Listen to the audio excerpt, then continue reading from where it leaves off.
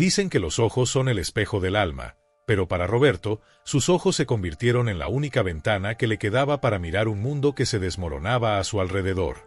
Hay un viejo dicho que reza: solo conoces realmente a las personas cuando ya no pueden obtener nada de ti. Roberto, un hombre que había construido un imperio desde la nada, estaba a punto de aprender esa lección de la manera más dolorosa posible. Esta es la historia de cómo un rey perdió su corona, su movilidad y su voz, solo para descubrir que su reino estaba lleno de traidores. Pero lo que esos traidores no sabían es que el rey seguía despierto, observando cada movimiento, esperando el momento exacto para reclamar lo que era suyo. Todo comenzó un martes lluvioso, de esos que parecen presagiar desgracias. Roberto salía de su oficina central en el edificio más alto de la ciudad. A sus 45 años, sentía que lo tenía todo. Empresas Roble, su constructora, acababa de cerrar el contrato más grande de la década. En su billetera llevaba una foto de Lucas, su hijo de 10 años, un niño dulce y tímido que era la luz de sus ojos desde que su primera esposa falleció. Y en casa lo esperaba Elena. Elena. Solo pensar en ella le dibujaba una sonrisa a Roberto. Era joven, vibrante, con una belleza que cortaba la respiración. Llevaban casados 2 años. Sus amigos le habían advertido. Le decían que ella era demasiado joven, demasiado ambiciosa, que quizás le gustaba más la tarjeta de crédito Platinum que el hombre que la sostenía. Pero Roberto, cegado por el amor, defendía a su esposa con uñas y dientes. «Ella me ama por quien soy», solía decir él. Qué equivocado estaba. Esa noche, Roberto conducía su camioneta bajo la tormenta. Iba con prisa porque quería llegar a cenar con Elena y Lucas. Había comprado un collar de diamantes para ella, solo porque sí, para verla sonreír. De repente, unas luces cegadoras aparecieron en el carril contrario. Un camión perdió el control sobre el asfalto mojado. Roberto giró el volante con desesperación. El sonido del metal retorciéndose, el estallido de los cristales y luego, oscuridad. Una oscuridad profunda y silenciosa. Cuando Roberto volvió a abrir los ojos, no sabía cuánto tiempo había pasado. Intentó levantar la mano para tocarse la cabeza, pues sentía un dolor punzante, pero su mano no respondió. Intentó gritar, pedir ayuda, preguntar dónde estaba su hijo, pero de su garganta no salió ningún sonido. Solo un gorgoteo ahogado. El pánico se apoderó de él. Sus ojos se movían frenéticamente de un lado a otro. Veía un techo blanco, luces fluorescentes, tubos y máquinas que pitaban rítmicamente a su lado. Estaba en un hospital. De pronto, la puerta se abrió. Entró un médico de aspecto cansado y, detrás de él, Elena. Roberto sintió un alivio inmenso al verla. Gracias a Dios está aquí, pensó. Ella me dirá qué pasa. Pero algo en la expresión de Elena no encajaba. No tenía los ojos rojos de haber llorado. Su maquillaje estaba impecable. Llevaba un vestido negro ajustado que parecía más apropiado para un cóctel que para la sala de cuidados intensivos de su esposo. El médico revisó unos monitores y suspiró con pesadez. Mirando a Elena, le dijo con voz suave que el paciente había despertado del coma inducido, pero que las noticias no eran buenas. Le explicó que Roberto sufría de algo llamado síndrome de enclaustramiento. Su cerebro funcionaba, podía ver y oír, pero su cuerpo estaba completamente desconectado. No podía moverse, no podía hablar y probablemente nunca volvería a hacerlo. Para el mundo exterior, sería como un vegetal con los ojos abiertos. Roberto escuchaba todo con horror. Quería gritar: «Estoy aquí. Puedo escucharlos». No soy un vegetal, pero su cuerpo era una prisión de carne y hueso. Fue entonces cuando sucedió lo impensable. Roberto esperaba que Elena se derrumbara, que llorara, que preguntara por tratamientos experimentales. Pero ella solo se cruzó de brazos, miró al médico con frialdad y preguntó si eso significaba que él iba a morir pronto. El médico, sorprendido por la crudeza de la pregunta, respondió que no necesariamente, que con los cuidados adecuados podía vivir años, aunque requeriría atención las 24 horas. Elena soltó un bufido de molestia, se acercó a la cama y miró a Roberto a los ojos.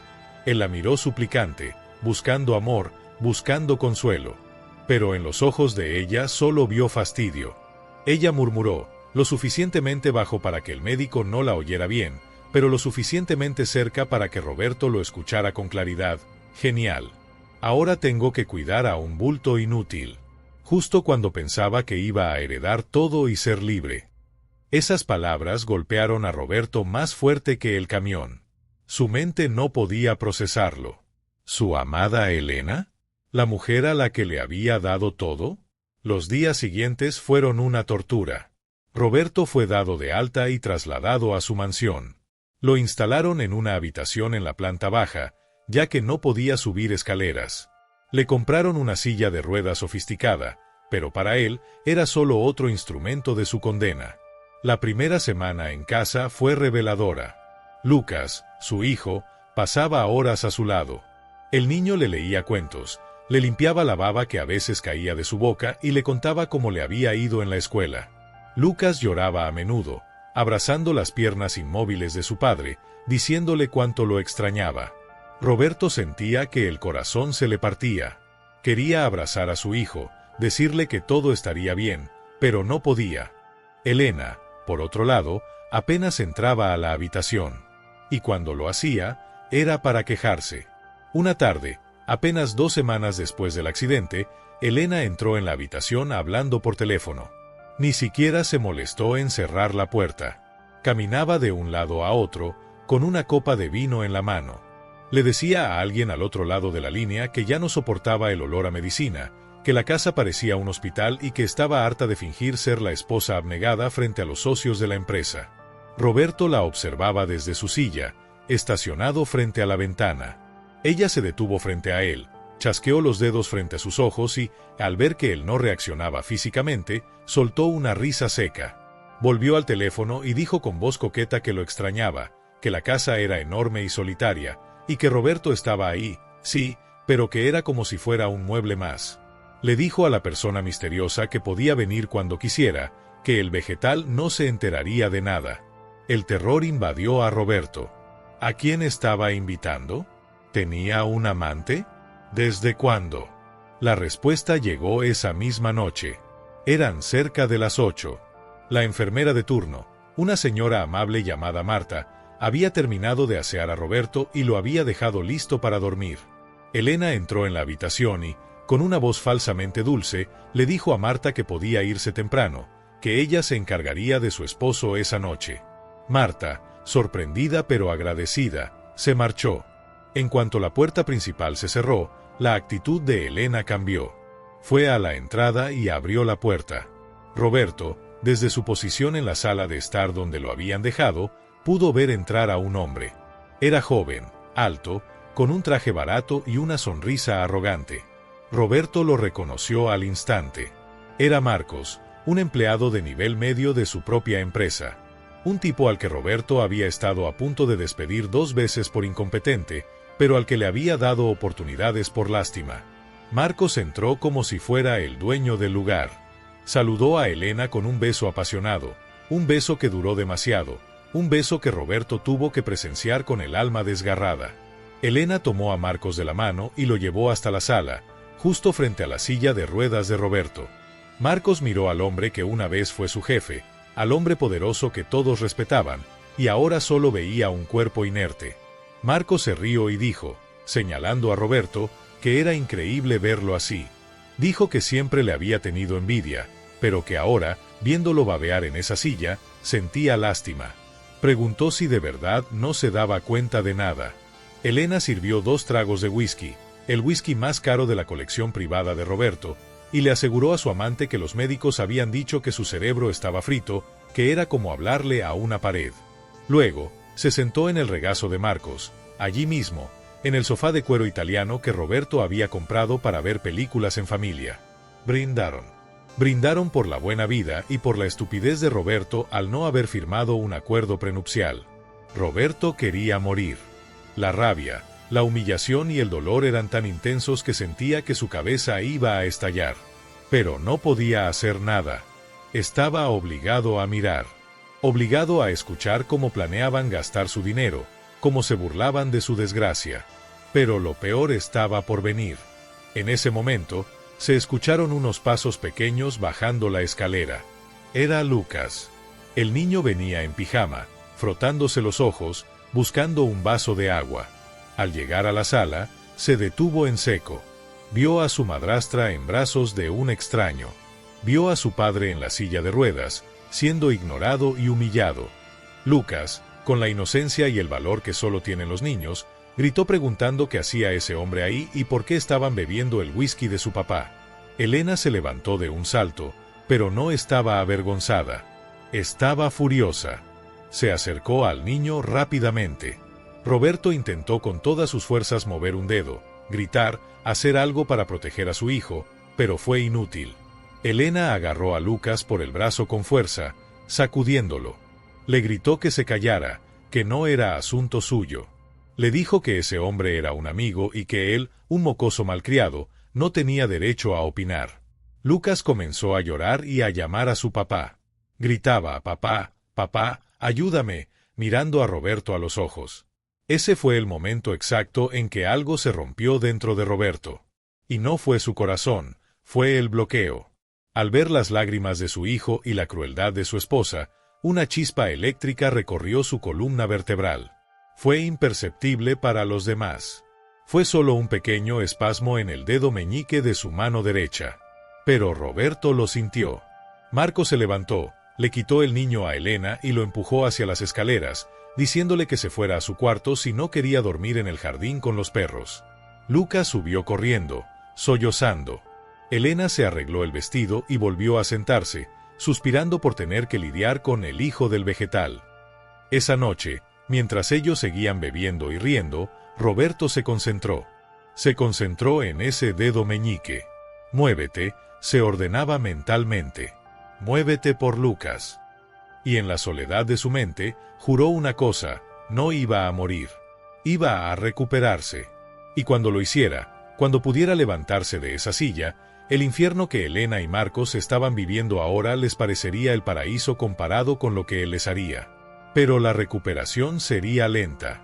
Y durante los siguientes meses, Roberto tendría que soportar ver cómo desmantelaban su vida, cómo maltrataban a su hijo y cómo planeaban el golpe final: vender la empresa y enviarlo a él a un asilo estatal para que se pudriera tranquilo. Lo que Elena no sabía es que cada insulto, cada golpe a su hijo y cada beso traicionero era gasolina para la recuperación de Roberto. El rey estaba despertando. Y su silencio era lo más peligroso de todo. Los meses pasaron y el otoño llegó a la ciudad, trayendo consigo un viento frío que parecía colarse por las ventanas de la mansión, aunque estuvieran cerradas. Pero el frío que sentía Roberto no venía de afuera, venía del corazón de su hogar, que se había convertido en un témpano de hielo. Para el mundo exterior, Elena era la esposa devota, la mártir que cuidaba de su marido discapacitado. Daba entrevistas en revistas de sociedad, posando con cara de tristeza junto a la silla de ruedas de Roberto, hablando de fe y resiliencia. Pero en cuanto las cámaras se apagaban y los periodistas se iban, la máscara caía con una rapidez escalofriante. La rutina en la casa se había vuelto una pesadilla silenciosa. Elena había despedido a casi todo el personal de servicio para ahorrar gastos médicos, aunque Roberto sabía perfectamente, al escuchar sus conversaciones telefónicas, que el dinero se estaba yendo en viajes de fin de semana con Marcos y en apuestas en casinos clandestinos. Solo quedaba una empleada, Rosa, una mujer mayor que había cuidado a Roberto desde niño. Rosa era la única barrera entre la vida y la muerte para él, la única que lo aseaba con dignidad y le hablaba con cariño. Pero Elena la tenía amenazada. Si Rosa hablaba, la despediría sin un centavo. Sin embargo, lo que más torturaba a Roberto no era su propia humillación, sino ver cómo su hijo Lucas se iba apagando día tras día. El niño alegre y vivaz había desaparecido. Lucas llegaba del colegio con la ropa sucia o rota, y nadie se preocupaba. Sus notas bajaron. Pasaba las tardes encerrado en la habitación de su padre, haciendo la tarea en el suelo, en silencio, como si temiera hacer ruido y atraer la ira de la bruja, como él llamaba a Elena en susurros. Una tarde de tormenta, la crueldad alcanzó un nuevo nivel. Era el cumpleaños número 11 de Lucas. Roberto lo sabía. Llevaba días contando las horas, esperando poder, de alguna forma, hacerle saber a su hijo que lo amaba. Pero Elena y Marcos tenían otros planes. Cerca de las 6 de la tarde, Lucas bajó a la sala con una pequeña esperanza en los ojos. Elena estaba en el sofá, limándose las uñas, mientras Marcos miraba un partido de fútbol en la televisión gigante, con los pies subidos sobre la mesa de centro. Lucas se acercó tímidamente y preguntó si iban a cenar algo especial, o si quizás había algún pastel. Elena ni siquiera levantó la vista. Con un tono de voz que helaba la sangre, le dijo que dejara de molestar, que no había dinero para tonterías y que ya era bastante grande para saber que los cumpleaños son días normales. Marco soltó una carcajada y añadió que el único regalo que iba a recibir era un techo sobre su cabeza, así que mejor se fuera a su cuarto antes de que se le acabara la paciencia. Lucas no lloró. A esas alturas, el niño ya había aprendido a tragarse las lágrimas. Solo bajó la cabeza, caminó hacia la cocina, se preparó un pan con queso rancio y se fue a la habitación de su padre. Se sentó junto a la silla de ruedas, apoyó la cabeza en el reposabrazos y le susurró a Roberto: «Feliz cumpleaños a mí, papá. Ojalá pudieras despertar. Te extraño tanto». Esa noche, la furia de Roberto se convirtió en combustible puro. Llevaba semanas practicando en las sombras. Nadie lo sabía. Nadie sospechaba. Durante el día, Roberto fingía seguir en ese estado catatónico, con la mirada perdida y la boca entreabierta, dejando que la saliva cayera para que Elena sintiera asco y no se acercara. Era su camuflaje perfecto. Pero cuando la casa quedaba en silencio, cuando el reloj marcaba las 3 de la madrugada y solo se escuchaban los ronquidos de Marcos en la habitación principal, su habitación, Roberto comenzaba su entrenamiento. Era un proceso agónico. Al principio, solo podía mover el dedo meñique.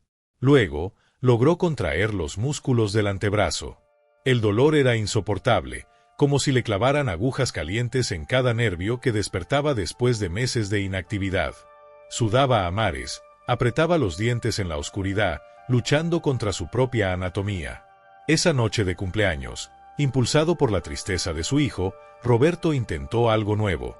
Concentró toda su energía en su pierna derecha. Visualizó los nervios conectándose, la señal eléctrica bajando desde su cerebro hasta su pie. «Muévete», se gritó en su mente. «Por Lucas, muévete». Y entonces, sucedió. Su pie derecho se deslizó unos centímetros sobre el reposapiés de la silla. Fue un movimiento torpe, espasmódico, pero fue real. Roberto sintió una lágrima caliente rodar por su mejilla. No era una lágrima de tristeza, era una lágrima de victoria. Estaba volviendo. Lento, pero implacable. Pero el tiempo jugaba en su contra. Unos días después, Roberto escuchó una conversación que aceleró su corazón. Marcos y Elena estaban en el despacho, revisando documentos. Habían dejado la puerta abierta, confiados en que el inválido del pasillo no escuchaba nada. Marcos estaba nervioso. Golpeaba el escritorio con impaciencia. Le decía a Elena que el dinero en efectivo se estaba acabando, que las cuentas de la empresa estaban bloqueadas hasta que se resolviera la situación legal de Roberto.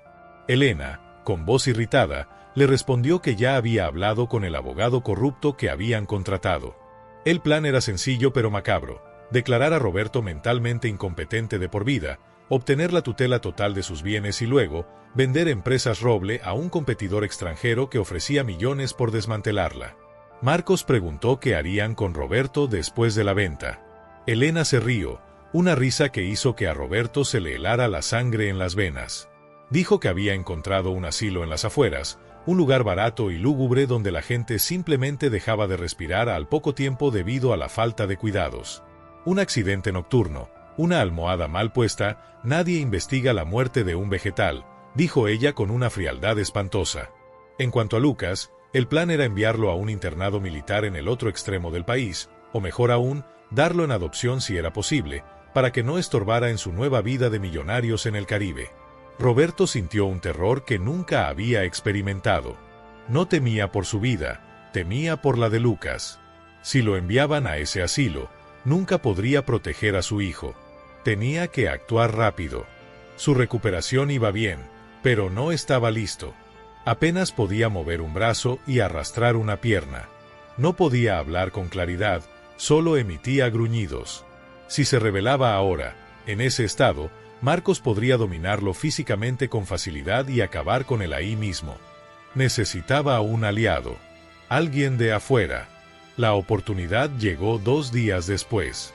El abogado de la familia, el señor Valdés, un hombre anciano y recto que había trabajado con el padre de Roberto, se presentó en la mansión sin avisar. Elena intentó echarlo en la puerta, diciéndole que Roberto no estaba en condiciones de recibir visitas, pero Valdés insistió, amenazando con traer una orden judicial para ver a su cliente. Elena, a regañadientes, lo dejó pasar, pero se quedó parada junto a la silla de ruedas todo el tiempo, vigilando como un halcón. El señor Valdés se sentó frente a Roberto, le tomó la mano inerte y le habló con voz quebrada. Le dijo que no creía en los informes médicos que Elena le enviaba, que sentía que algo estaba mal. Le contó que la empresa se estaba yendo a pique bajo la gestión interina de Marcos y que los empleados leales estaban renunciando. Roberto quería gritarle, «¡Ayúdame! ¡Sácame de aquí!». Pero Elena estaba detrás, con una mano sobre su hombro, apretando con fuerza en un punto doloroso del cuello, una advertencia silenciosa.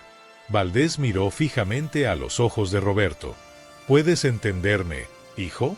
Si estás ahí dentro, dame una señal. Lo que sea». El ambiente se tensó. Elena clavó sus uñas en el hombro de Roberto. Si él hacía un movimiento, ella sabría que estaba fingiendo y su vida correría peligro esa misma noche. Pero si no hacía nada, Valdés se iría y perdería su única oportunidad. Roberto tuvo que tomar una decisión en milisegundos. Usó su inteligencia, esa misma inteligencia que lo había hecho millonario. En lugar de mover la mano que Valdés sostenía, o de parpadear, Roberto esperó. Esperó a que Elena se distrajera un segundo. Cuando sonó el teléfono de Elena en su bolsillo, ella instintivamente llevó una mano hacia él, aflojando la presión en el hombro de Roberto por un instante. En ese microsegundo, Roberto no movió el cuerpo. Hizo algo más sutil. Fijó su mirada en el maletín del abogado y luego miró hacia la cámara de seguridad que estaba en la esquina del techo, una cámara que él mismo había instalado años atrás y que grababa audio y video en un servidor remoto. Luego, volvió a mirar al abogado y cerró los ojos 2 veces, lentamente, con una intensidad deliberada. Valdés, que conocía a Roberto desde niño, frunció el ceño. Captó el mensaje de los ojos, aunque no entendió lo de la cámara. Pero vio la chispa. Vio la vida. Elena cortó la llamada y dijo bruscamente, «Ya es suficiente. Roberto se cansa rápido. Váyase». Valdés se levantó lentamente, se arregló el saco y miró a Elena con desconfianza. «Me voy, Elena. Pero volveré. Y la próxima vez vendré con un médico de mi confianza, no con esos charlatanes que tú has contratado. Voy a pedir una nueva evaluación completa antes de que vendan una sola acción de la empresa». Elena palideció, pero mantuvo su arrogancia. «Haga lo que quiera. La ley está de mi lado. Soy su esposa». Cuando Valdés salió, Elena estalló. Empezó a tirar cosas, gritando que tenían que acelerar todo. Le dijo a Marcos que la firma de la venta tenía que ser esa misma semana, el viernes por la noche. Organizarían una cena de celebración con los compradores en la mansión y harían que el notario, que estaba sobornado, validara la huella digital de Roberto como firma, estando el drogado si era necesario. «El viernes se acaba todo, Roberto», le susurró Elena al oído esa noche antes de apagar la luz. «El viernes te despides de tu empresa y el sábado te vas de viaje».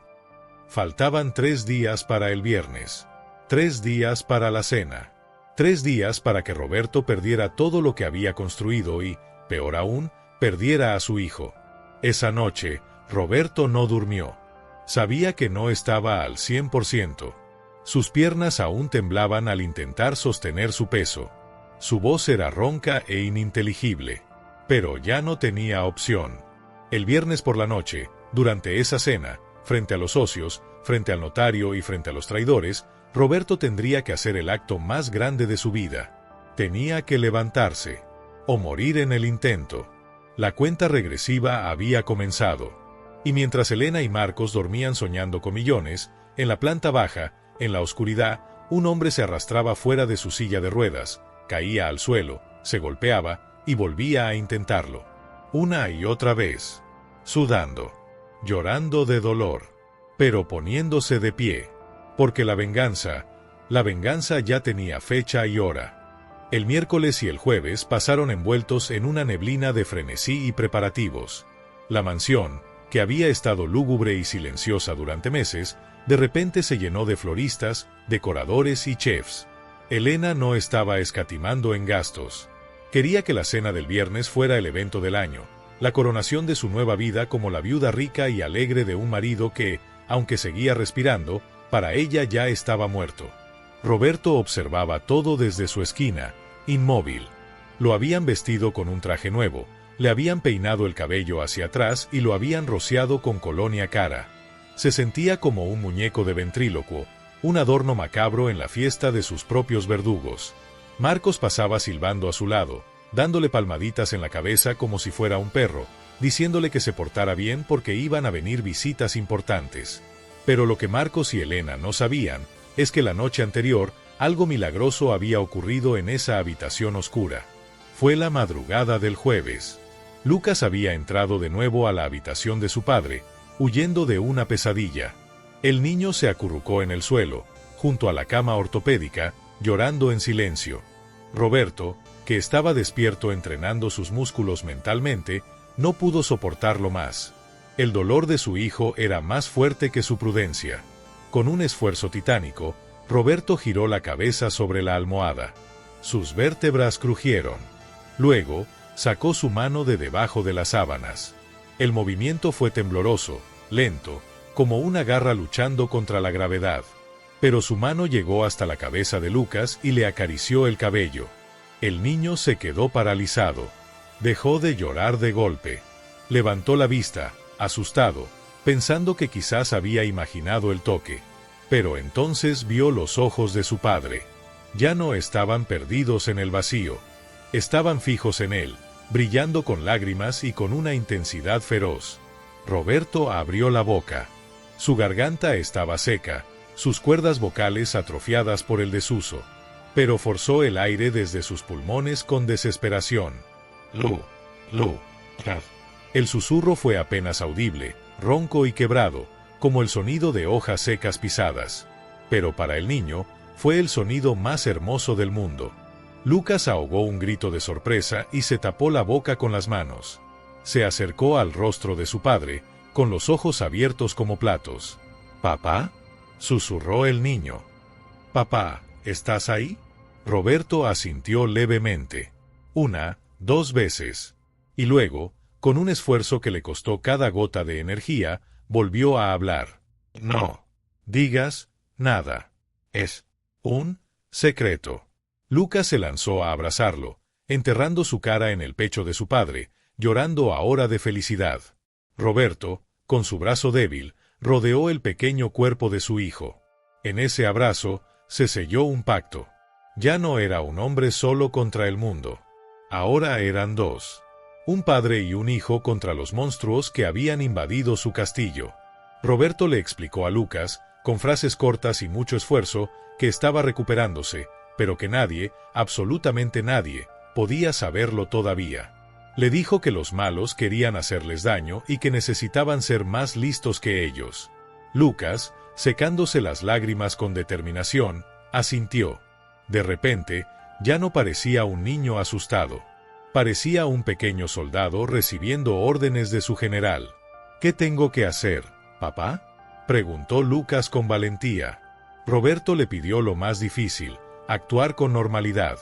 Tenía que seguir pareciendo triste, tenía que dejar que Elena lo regañara sin contestar. Y lo más importante, tenía que estar presente en la cena del viernes. Roberto le dio instrucciones precisas de dónde colocarse y qué hacer cuando llegara el momento. Ahora, de vuelta al presente, era viernes por la tarde. Faltaban solo 3 horas para la cena. La tensión en el aire era eléctrica. Elena entró en la habitación de Roberto hecha un torbellino de nervios. Llevaba un vestido rojo sangre, espectacular y provocativo. Se miró en el espejo de cuerpo entero que había frente a la cama de Roberto, arreglándose el maquillaje. «Bueno, cariño», dijo hablándole al reflejo de Roberto. «Hoy es el gran día. Los compradores vienen desde Europa. Son gente ocupada, así que firmaremos rápido. Tú solo tienes que estar ahí, poner tu huella en el papel con la ayuda del notario, y sonreír o babear, lo que sea que hagas ahora. Marcos entró ajustándose la corbata. Estaba bebiendo whisky desde temprano para calmar los nervios. ¿El abogado Valdés confirmó asistencia?, preguntó Marcos con preocupación. Sí, el viejo insoportable viene, respondió Elena con desdén. Dijo que traería a un médico para evaluar a Roberto antes de la firma. Pero no te preocupes, ya le pagué al doctor López, el que firmó el certificado de invalidez original, para que esté presente también. Su palabra contra la de cualquier otro médico vale más, porque él lleva el caso desde el principio. Tenemos todo cubierto. Roberto escuchaba todo. Su mente trabajaba a 1000 por hora. Así que ese era el plan, usar a un médico corrupto para desacreditar cualquier intento de Valdés por detener la venta. Iban a vender Empresas Roble por partes, despedazar el legado de su padre y llevarse el dinero a cuentas en paraísos fiscales esa misma noche. A las 8 en punto, empezaron a llegar los invitados. Eran hombres de negocios con trajes oscuros y miradas de tiburón. No eran amigos, eran buitres que venían a comerse los restos de un león caído. Elena los recibía con su mejor sonrisa falsa, ofreciendo champán y canapés, actuando el papel de la esposa abnegada que se ve obligada a vender por el bien de su marido enfermo. El notario, un hombre bajo y sudoroso que no paraba de mirar a Marcos buscando aprobación, preparó los documentos en la mesa principal del comedor. Era una mesa larga de caoba, iluminada por un candelabro de cristal. Finalmente, llegaron Valdés y un médico desconocido, un especialista serio y de aspecto intimidante. Elena se tensó al verlos, pero mantuvo la compostura. Señor Valdés, qué alegría que haya venido a apoyar a Roberto en este momento tan difícil, dijo ella con sarcasmo. No vengo a apoyar la venta, Elena. Vengo a asegurarme de que no se cometa un fraude, respondió Valdés secamente. Este es el doctor Arriaga, neurólogo jefe del Hospital Central. Quiero que examine a Roberto antes de que se firme nada. Marcos intervino rápidamente, poniéndose en medio. Lo siento, Valdés, pero Roberto ya ha sido examinado esta mañana por su médico de cabecera. Está muy cansado. No vamos a someterlo a más estrés solo por sus paranoias. La venta se hace ahora. Los compradores tienen un vuelo en 2 horas. Los compradores, impacientes, miraron sus relojes. Señores, vinimos a cerrar un trato, dijo uno de ellos con acento extranjero. Si hay problemas legales, nos retiramos y la oferta se cancela. Elena, viendo que los millones estaban a punto de escaparse, entró en pánico. Miró a Marcos y luego al notario. No hay ningún problema legal. Procedamos. Marcos fue a buscar a Roberto. Lo empujó en su silla de ruedas desde la sala de estar hasta el comedor. Al entrar, todas las miradas se posaron en él. Roberto mantenía la cabeza ligeramente caída, los ojos entrecerrados, las manos inertes sobre sus piernas. Lo colocaron en la cabecera de la mesa. Frente a él, los documentos de venta. A su derecha, Elena. A su izquierda, el notario con la almohadilla de tinta para la huella dactilar. Al fondo de la sala, casi escondido detrás de una cortina, estaba Lucas. El niño temblaba, pero sus ojos estaban fijos en su padre. Roberto le había dicho que esperara la señal. Bien, dijo el notario, aclarándose la garganta. Estamos aquí para transferir la totalidad de las acciones de Roberto hacia la nueva junta directiva, representada por su esposa Elena como tutora legal. Debido a la incapacidad física del señor Roberto para firmar, utilizaremos su huella dactilar derecha como consentimiento, atestiguado por todos los presentes. El silencio en la sala era sepulcral. Solo se oía el tic-tac del reloj de pared. Elena tomó la mano derecha de Roberto. La sentía fría.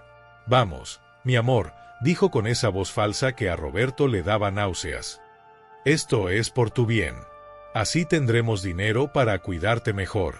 Ella levantó la mano inerte de Roberto y la dirigió hacia la almohadilla de tinta azul. Marcos sonreía con avaricia. Los compradores preparaban sus plumas. Valdés miraba con impotencia, sabiendo que si esa huella tocaba el papel, sería casi imposible revertirlo legalmente en años. El dedo de Roberto estaba a solo centímetros de la tinta. Elena empujaba hacia abajo. Fue entonces cuando Lucas, siguiendo la instrucción secreta de su padre, hizo su movimiento. El niño corrió hacia la mesa gritando: «No, no lo hagas. Papá no quiere vender». Elena se giró furiosa, soltando la mano de Roberto por un segundo. «Saquen a ese niño de aquí», chilló, perdiendo totalmente la compostura de dama elegante. «Marcos, enciérralo en su cuarto». Marcos agarró a Lucas por el brazo con violencia. «Te dije que no estorbaras, mocoso», le gritó Marcos, levantando la mano para abofetear al niño delante de todos. El sonido del golpe nunca llegó. En su lugar, se escuchó un sonido diferente. Un sonido metálico, fuerte. El sonido de los frenos de una silla de ruedas siendo desactivados. Todos se giraron hacia la cabecera de la mesa. Roberto tenía la cabeza levantada. Sus ojos, antes vacíos, ahora ardían con un fuego que hizo retroceder a Elena 2 pasos. Su mano derecha, esa misma mano que supuestamente no podía moverse, estaba aferrada con fuerza al borde de la mesa de caoba. Los nudillos estaban blancos por la presión. «Suelta a mi hijo». La voz salió gutural, profunda, como un trueno lejano.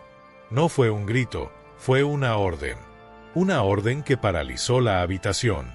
El notario soltó los papeles, que cayeron al suelo desparramados. Marcos se quedó con la mano en el aire, soltando a Lucas del susto.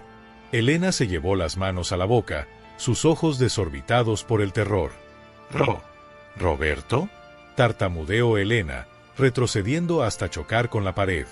Roberto no la miró. Sus ojos estaban clavados en Marcos. Con un gruñido de esfuerzo que resonó en el silencio del comedor, Roberto empujó la mesa. Las venas de su cuello se marcaron. Sus piernas temblaron violentamente, pero respondieron. Lentamente, centímetro a centímetro, ante la mirada atónita de 20 personas, el vegetal, el inválido, el hombre al que habían dado por muerto, se puso de pie. Era inestable, sí, se tambaleaba, pero estaba de pie. Y medía 1,85 m de pura furia contenida. «La venta», dijo Roberto, tomando aire y hablando cada vez con más claridad, mientras señalaba los documentos en el suelo con un dedo acusador, «se cancela». El sonido de una copa de cristal estrellándose contra el suelo rompió el silencio sepulcral del comedor. Uno de los compradores europeos, con la boca abierta, había dejado caer su bebida sin darse cuenta. Pero a nadie le importó. Todos los ojos estaban clavados en la figura tambaleante pero imponente de Roberto, que se mantenía de pie aferrado a la mesa como un capitán en medio de una tormenta. Elena parecía haber visto un fantasma. Su piel, usualmente bronceada y perfecta, estaba de un tono gris ceniza. Sus labios temblaban intentando formar una palabra, una excusa, algo que la salvara del abismo que acababa de abrirse bajo sus pies de diseño. Marcos, por su parte, había retrocedido hasta chocar contra un aparador. El matón arrogante que minutos antes estaba dispuesto a golpear a un niño, ahora encogía los hombros, mirando a Roberto con el terror de quien sabe que ha despertado a una bestia. Roberto dio un paso más. Fue un paso arrastrado, doloroso. Su pierna derecha no respondía del todo bien y el sudor le bajaba por la frente debido al esfuerzo sobrehumano que estaba haciendo. Pero no se detuvo hasta interponerse físicamente entre Marcos y su hijo Lucas. El niño, que hasta hace un segundo lloraba de miedo, ahora miraba a su padre con una admiración que iluminaba la habitación. Se aferró a la pierna del traje de Roberto, dándole la fuerza que le faltaba. Roberto levantó la vista y barrió la sala con la mirada. Sus ojos se posaron primero en los compradores. «Señores», dijo con voz ronca, cada palabra un ladrillo pesado. «Como pueden ver, el dueño de esta casa y de Empresas Roble no está muerto. Tampoco es un vegetal. Y definitivamente, no está vendiendo». El líder de los compradores se puso de pie, rojo de ira, y se giró hacia Elena. «¿Qué significa esto?», bramó con acento fuerte. «Nos dijeron que estaba incapacitado mentalmente. Esto es un intento de fraude. Mis abogados los destruirán». Sin esperar respuesta, los empresarios recogieron sus maletines y salieron de la mansión echando maldiciones, seguidos por el notario corrupto que intentaba escabullirse como una rata por la puerta trasera. Pero el abogado Valdés, con una agilidad sorprendente para su edad, le cerró el paso al notario y le indicó con un gesto severo que se sentara. Nadie iba a salir de ahí todavía.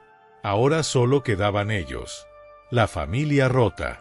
Elena, recuperando un poco de su instinto de supervivencia, intentó la jugada más desesperada de su vida.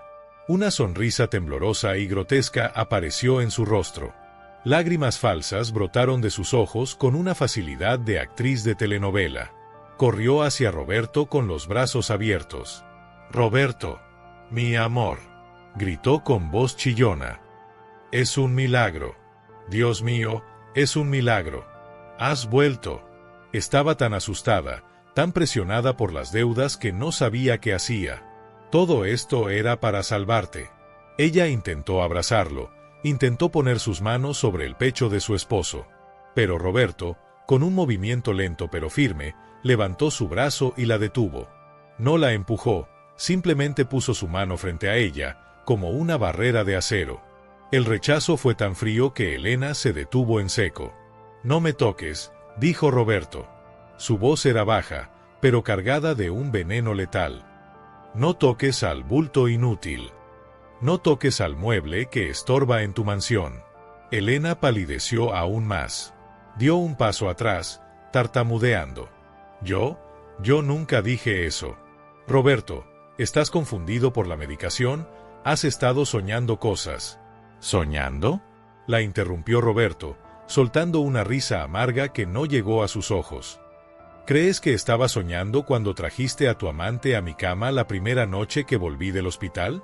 ¿Crees que soñé cuando bebieron mi whisky y brindaron por mi muerte? ¿O cuando le dijiste a Marcos que me enviarían a un asilo barato para que dejara de respirar rápido?» Roberto giró la cabeza lentamente hacia Marcos, quien buscaba desesperadamente una salida con la mirada. «¿Y tú, Marcos?» «El empleado mediocre al que salvé del despido. Te sentabas en mi sofá, te comías mi comida y te atreviste a levantarle la mano a mi hijo». Marcos, viéndose acorralado y sabiendo que Roberto estaba físicamente débil, intentó cambiar de táctica. Su miedo se transformó en agresividad. «Cállate ya, tullido», gritó Marcos, dando un paso al frente con los puños cerrados. «¿Crees que porque te paraste ya ganaste? Sigues siendo un inválido. Elena tiene el poder notarial firmado de hace meses. Tú no controlas nada. Si tengo que sentarte de un golpe, lo haré». Lucas gritó asustado, pero Roberto no retrocedió. Sin embargo, no hizo falta que él peleara. Desde la entrada del comedor, una voz calmada y autoritaria resonó. «Yo no haría eso si fuera usted, joven». Todos se giraron. En el umbral de la puerta estaban dos oficiales de policía uniformados, acompañados por el doctor Arriaga, el neurólogo que había venido con Valdés. Elena jadeó, llevándose las manos al pecho. ¿Qué hacen ellos aquí?», preguntó con un hilo de voz. El abogado Valdés dio un paso al frente, ajustándose las gafas con satisfacción. «Cuando Roberto me hizo la señal con los ojos hace 3 días, Elena, entendí que estaba atrapado. No solo traje a un médico hoy. Traje a la policía para que esperara afuera hasta que tuviéramos confirmación de la estafa. Y creo que el intento de venta fraudulenta que acaban de presenciar, sumado al testimonio de Roberto, es más que suficiente. Es su palabra contra la nuestra», chilló Elena, perdiendo totalmente la compostura, su rostro deformado por la ira. «Él está loco. Tiene daño cerebral. Nadie le va a creer. Soy su esposa». Roberto sonrió. Era la sonrisa que había estado guardando durante 6 meses de infierno. «Sabía que dirías eso, querida. Por eso. Lucas, ¿me haces el favor?». El niño, sintiéndose importante y valiente, corrió hacia el aparador donde estaba el control remoto del sistema de entretenimiento. Apuntó hacia la enorme pantalla plana que dominaba la pared del fondo y presionó un botón. La pantalla se encendió. No era televisión por cable. Era la interfaz del sistema de seguridad interno de la casa. Roberto miró a su esposa y a su amante. «Ustedes fueron muy descuidados. Desconectaron las cámaras del jardín y de la entrada para que no vieran llegar a Marcos. Pero se olvidaron de las cámaras interiores, las que yo instalé hace años para vigilar a las niñeras de Lucas. Esas cámaras tienen grabación en la nube y audio de alta fidelidad. Lucas presionó play en el primer archivo de la lista. La imagen era nítida. Se veía el salón de la mansión. Se veía a Elena sentada en el regazo de Marcos. El audio retumbó en el comedor con una claridad humillante. Ojalá se muera pronto. Estoy harta de limpiarle la baba. Se escuchó la voz de Elena en los altavoces. Tranquila, nena. En cuanto vendamos la empresa, lo tiramos en cualquier agujero y nos vamos a Cancún. Respondió la voz de Marcos. Luego, otro video. Esta vez era de hacía 2 semanas. Se veía a Elena empujando a Lucas contra la pared. Tu padre es un vegetal, niño estúpido, nadie te va a defender. El silencio en el comedor era absoluto, solo roto por las grabaciones que destilaban la maldad pura de la pareja. Elena miraba la pantalla, luego a Roberto, luego a la policía. Se dio cuenta de que no había salida. Su mundo de fantasía, lujos y crueldad se estaba desmoronando en tiempo real. El oficial de policía más alto se acercó a Marcos, sacando un par de esposas metálicas que brillaron bajo la luz del candelabro. Marcos Herrera queda detenido por intento de fraude, abuso de confianza y agresión a un menor. Marcos intentó correr hacia la ventana, pero el oficial fue más rápido, placándolo contra la mesa de caoba que tanto ambicionaba. El golpe seco de su cara contra la madera fue, para Roberto, música celestial. El otro oficial se dirigió hacia Elena. Ella retrocedía, negando con la cabeza, con los ojos llenos de lágrimas, esta vez de terror real. No pueden hacerme esto. Soy la dueña de esta casa. Roberto, por favor, diles algo. Soy la madre de tu hijo. Madrastra, corrigió Lucas con voz firme desde el lado de su padre. Y una muy mala. Roberto miró a la mujer que alguna vez amó, a la mujer por la que había trabajado tanto. No sintió amor. No sintió odio. Solo sintió una inmensa lástima. ¿Se acabó? Elena, tienes derecho a guardar silencio.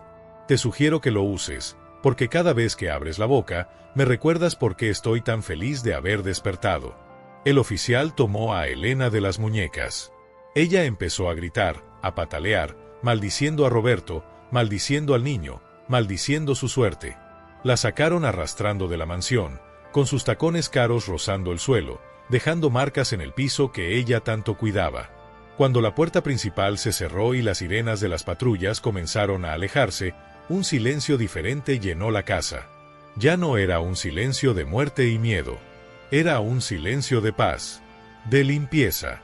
Las piernas de Roberto, que habían aguantado por pura adrenalina, finalmente cedieron. Se desplomó hacia atrás, pero no cayó al suelo. El abogado Valdés y el doctor Arriaga corrieron a sostenerlo, ayudándolo a sentarse nuevamente en su silla. Estaba exhausto. Le dolía cada músculo. Pero cuando Lucas se subió a su regazo y lo abrazó con fuerza, Roberto supo que la verdadera recuperación apenas comenzaba. Había ganado la guerra, pero ahora tenía que reconstruir el reino.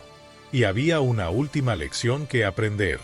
Porque a veces, cuando la vida te quita todo, en realidad te está dejando las manos libres para agarrar lo que verdaderamente importa. Dicen que después de la tormenta siempre llega la calma, pero nadie nos dice que, a veces, la tormenta es necesaria para limpiar la suciedad que se ha acumulado en los rincones de nuestra vida. La noche en que la policía se llevó a Elena y a Marcos, la mansión de Roberto quedó sumida en un silencio absoluto. Pero por primera vez en meses, no era un silencio frío y opresivo. Era el silencio de un lienzo en blanco, listo para ser pintado de nuevo. Esa misma noche, Roberto no quiso dormir en su habitación de la planta baja. Aunque sus piernas temblaban y el dolor era intenso, con la ayuda del fiel abogado Valdés y de su pequeño hijo Lucas, subió las escaleras. Fue un ascenso lento, cada escalón una victoria, cada paso un recordatorio de que estaba vivo. Al llegar a la habitación principal, mandó a tirar las sábanas de seda donde su esposa y su amante habían dormido. Mandó a quitar los cuadros pretenciosos que Elena había comprado. Esa noche, Roberto durmió abrazado a su hijo, recuperando el tiempo perdido, sabiendo que la pesadilla había terminado.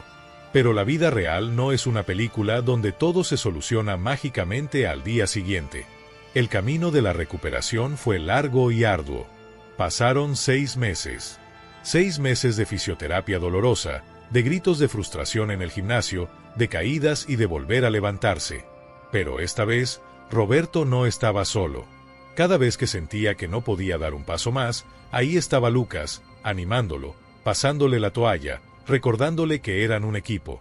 La noticia del milagro de Empresas Roble se extendió por toda la ciudad. Los socios que habían huido intentaron volver, con las colas entre las patas, trayendo regalos y excusas baratas. Roberto los recibió a todos en su oficina, de pie, apoyado en un elegante bastón de ébano. Los escuchó con paciencia y, uno por uno, les mostró la puerta. Había aprendido la lección. Prefería tener una empresa más pequeña con gente leal que un imperio lleno de hienas. Roberto recontrató a todo el personal de servicio que Elena había despedido injustamente. Rosa, la antigua ama de llaves, lloró al ver a su niño de pie otra vez.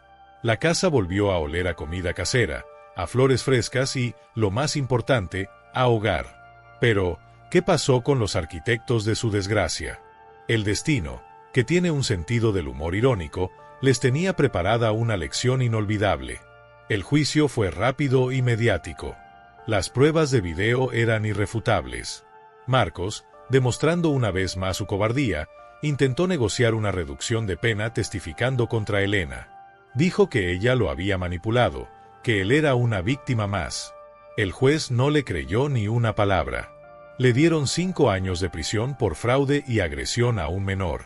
En la cárcel, el hombre que se burlaba de los débiles aprendió por las malas lo que significa ser el más débil del eslabón.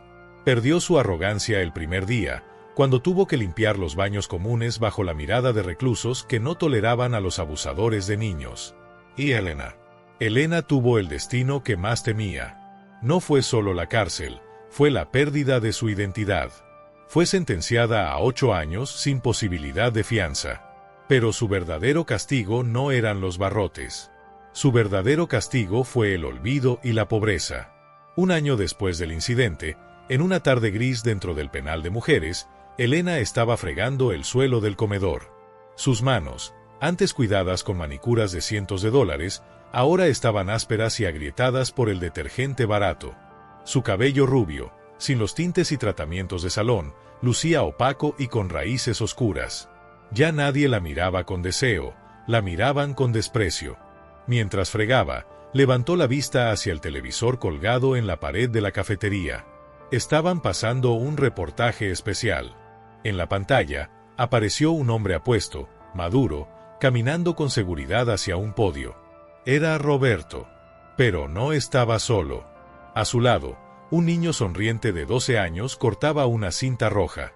El titular de la noticia decía: el magnate Roberto inaugura el nuevo centro de rehabilitación gratuito, Lucas, para personas sin recursos con lesiones medulares. Roberto hablaba ante las cámaras, no con arrogancia, sino con humildad. Decía que su accidente había sido lo mejor que le había pasado en la vida. Decía que perder la movilidad le había enseñado a moverse hacia donde realmente importaba. Y agradecía públicamente a su hijo, su salvador. Elena sintió un nudo en la garganta. Vio el collar que llevaba una de las nuevas osías de Roberto en la televisión, un collar mucho más sencillo que los que ella exigía, pero llevado con una dignidad que ella nunca tuvo. En ese momento, una lágrima de puro arrepentimiento cayó sobre el suelo sucio. Comprendió, demasiado tarde, que había tenido el tesoro más grande del mundo en sus manos, una familia que la amaba, y lo había cambiado por espejismos de papel que se quemaron al primer contacto con la verdad.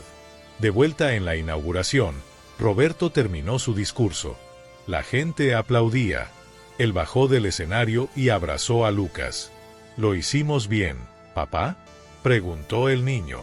«Lo hicimos perfecto, hijo», respondió Roberto. Caminaron juntos hacia el auto. Roberto ya casi no usaba el bastón, pero lo llevaba como un recordatorio. Antes de subir, miró hacia el cielo despejado. Pensó en aquella noche lluviosa del accidente. Pensó en la oscuridad, en la parálisis, en la traición. Mucha gente cree que lo contrario al amor es el odio, pero Roberto sabía que lo contrario al amor es el interés. Había vivido rodeado de gente que amaba su dinero, no su esencia. Tuvo que perderlo todo, tuvo que volverse inútil a los ojos del mundo, para ver quiénes eran los que realmente valían la pena. La verdadera discapacidad, pensó Roberto mientras arrancaba el auto con su hijo a su lado cantando una canción en la radio, no es no poder caminar. La verdadera discapacidad es tener un corazón podrido, incapaz de sentir lealtad o gratitud. Él había sanado de sus piernas. Pero Elena y Marcos, ellos llevarían su parálisis en el alma para siempre. Y así, mientras el sol se ponía en el horizonte, iluminando el camino de regreso a casa, Roberto sonrió. No porque fuera rico otra vez, sino porque, por primera vez en su vida, era verdaderamente libre.